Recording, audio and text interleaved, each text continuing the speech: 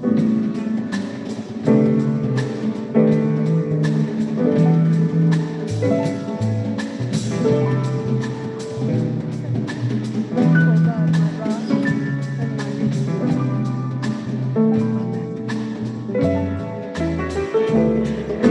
want to love as God loves. I want to love just like it says in 1 Corinthians. I want to be patient and kind and cool, slow to anger.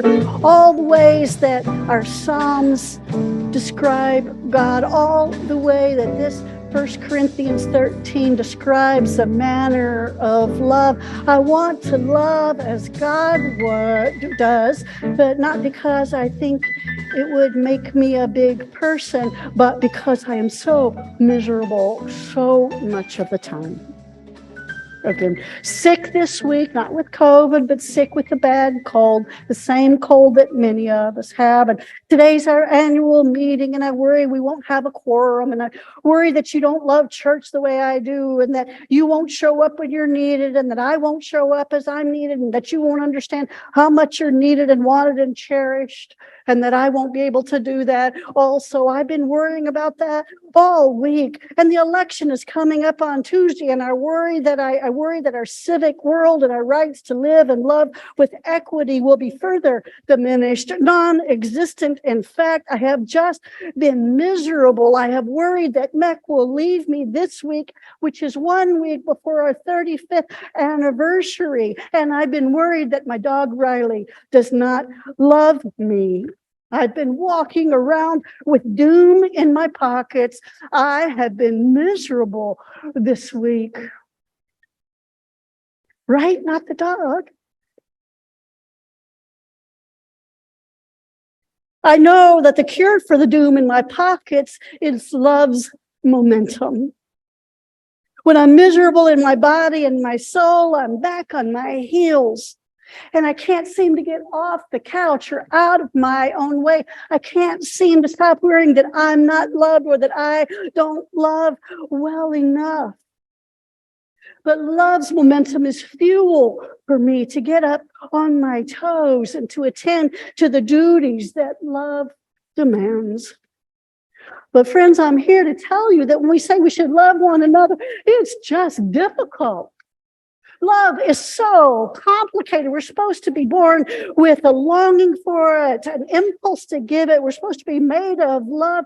But when we are born, our only skill at demonstrating or receiving love is through our eyes and through gurgling and receiving whatever love may come at us. It is our only capacity when first born. And our primary caregivers, their first thing that they're supposed to do is to show us the golden stream of love, straight and unabated. But honeys, that's never possible. And we lament it over and over. By the time our parents have us, by the time we are adopted, already there's been heartbreak and love been given to us that is crooked. And it's not that our parents don't want to give us love that is a golden beam of love. It is that they too learned love from humans. We learn over a lifetime how to love. We go from googly eyes and gurgling to learning how to hold out our arms for the one who reaches for us. And then our parents teach us kissing. We learn how to kiss. We learn how to wrap our arms around the people who come to us in love. We learn slowly. We learn to walk only because a loving person is holding out their arms to us, who may, in fact, drop us because they can't catch us every time. Love is developmental, receiving and giving. Its duties and momentum is developmental.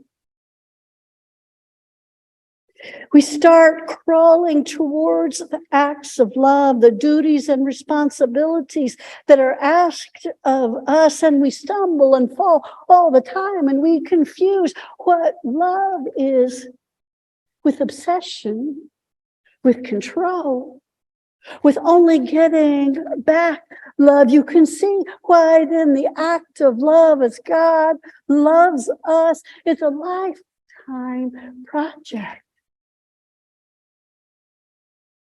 We think when we get in relationships, we're supposed to be able to do it right away, but we can't because we haven't been schooled all our life. We have not failed love or have love failed us enough to learn how to balance on our feet when love is offered.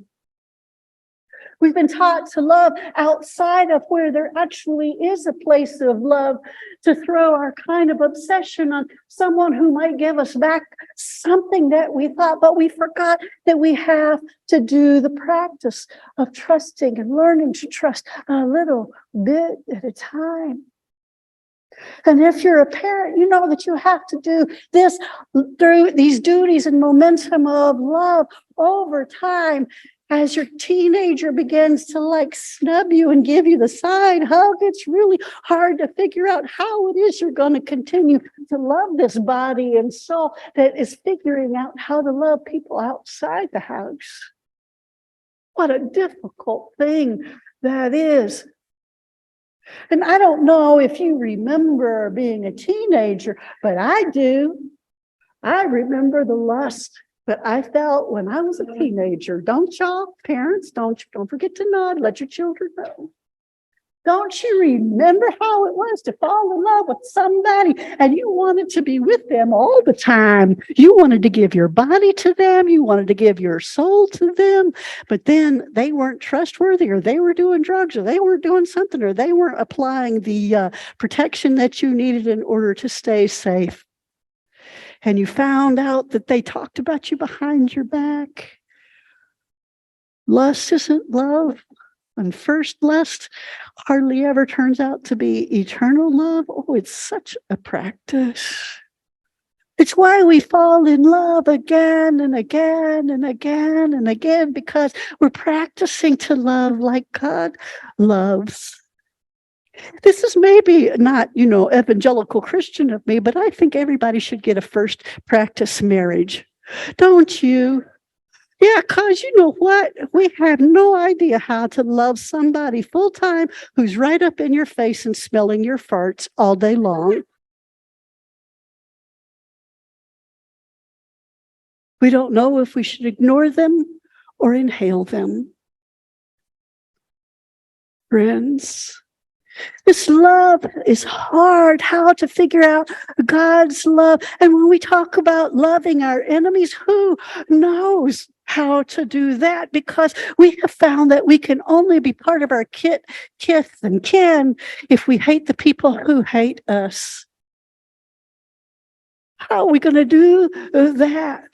If we love our enemy, do we betray ourselves? Do we betray our kin? Are we going to have to move out of the house if we love somebody whom we shouldn't love? What are we going to do? And what about those of us who are born in bodies that we don't love? How society has said we should take our bodies, hold our bodies, and use our bodies. How will we learn to love with dignity and trust? Takes a lifetime to learn love's momentum. It has to start with ourselves. We have to begin to try to love ourselves, to trust ourselves, to put people in our life whom we can love and who can return the act of love. We need ways to reflect on our own self-loving. We need to do it a lot. We need the time to do it a lot. And if we're running around and busy 1,000 million ways, we won't learn to love ourselves. That's why we go to meetings. It's why we're in relationships, to learn to love self, to remember that we can be loved and are loved. We need a kind of momentum of self-love. We need to love in communities, at work, in the house, on the street. I tell you what, it's hard to practice love out on the streets. I walk my dog, and there's a woman who meets me once a week who tells me, you need to put your dog on the leash because my dog loves your dog, but another person's dog could be scared of you. And I think, oh, I don't love her. Ooh, I don't love her. It's hard to love like God loves. But if I love myself, I'm able to say, that might be a very stressed person, and maybe I'll put my dog on the leash when I see her coming, not as a way of acquiescence, but a way of respecting her. I don't know. It takes a lot of balance and momentum inside the self to decide how to love in the neighborhood. And we're trying to love in our nation. Oh, I don't know how hard that is for y'all right now, but I'm mad at everybody. And I've taken myself to the brink of thinking, if this election doesn't go the way I want it to, we're done. I'm moving to Canada. My friend Miriam's moving to Israel. We're all taking off. Right? But of course we're not.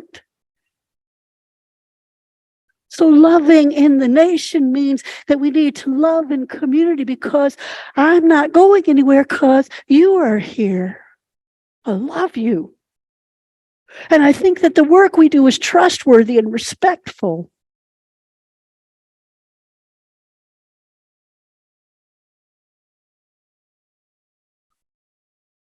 And lastly, love in the congregation. You know that I love you, right? I tell you that all the time, and it's really true from the bottom of my heart. Even you who've only been here a couple of Sundays, I'm so willing to love you. Yeah. I don't know if it's my particular gift or goofiness, but that's how I'm built. Yeah. I think it makes me a good pastor, and I think it gives me some kind of momentum for our congregation. We're building a thing here, and I think I want to say this to be true. One, we've had 2.5 years of languishing, and it's time for us to get up on our toes now. It's time for momentum now. Love's momentum here in our congregation, to get whoever can come back to the sanctuary, to come back to the sanctuary, show up, be present, do a part of the work of love here. And people who are on Zoom to participate in the ways that you can participate, to send cards to people, to send love to one another, to take food to each other. We need to get up on our toes now. I want you to love this congregation and feel this congregation's love momentum. I want to ask you to participate in that. Please, I don't want to chase you on Saturday night to see if you'll help. Won't you call me on Tuesday and say, I want to participate? I got something to do. Will you call me and say, I'd love to work with the children. I want to bring food. I want to have dinner with you. I'm going to come and build a fire on Wednesday. Where's the momentum, beloved ones? We've been languishing a long time, and it's time for love's momentum. The election's going to come and go, and we're going to stay because we love each other, because we're safe together. And love's momentum will take us to the next step. And now it's time. Our annual meeting today, it's an act of love. It's one of the boring, stupid things we have to do. Right. Love is but it is an act of love on behalf of this community. We've got $90,000 pledged towards our goal of 185. Y'all finish up your pledges. We got other things to do rather than spend our people's time chasing you. Is that so direct? Can I say that in love? Come on, y'all. It's time. Let's go. We got things to do. We got love to make. Is free. It's time. Free is love. Love is knowing, living love. Love is needing to be